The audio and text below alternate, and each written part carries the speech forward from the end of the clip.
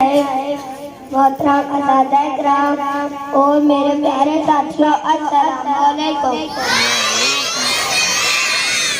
سب سے پہلے میں آپ سے گزارش کرتا ہوں کہ آپ حضرت محمد صلی اللہ علیہ وسلم کی عقیدت و محبت میں درود پاک کا نذرانہ پیش کریں۔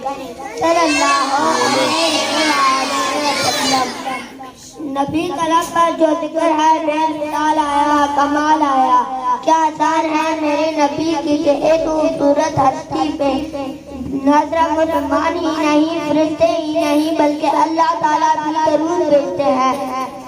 آج مجھے اس بات پر فخر ہے کہ میں امتی محمد ہوں اور میرے لیے فخر کرنے کے لیے یہی کافی ہے کہ اے صافی آپ صلی اللہ علیہ وآلہ وسلم ہیں۔ آپ صلی اللہ علیہ وآلہ وسلم کی ظہور سے قبل دنیا جہالت اور اندھیرے میں ڈوبی ہوئی تھی۔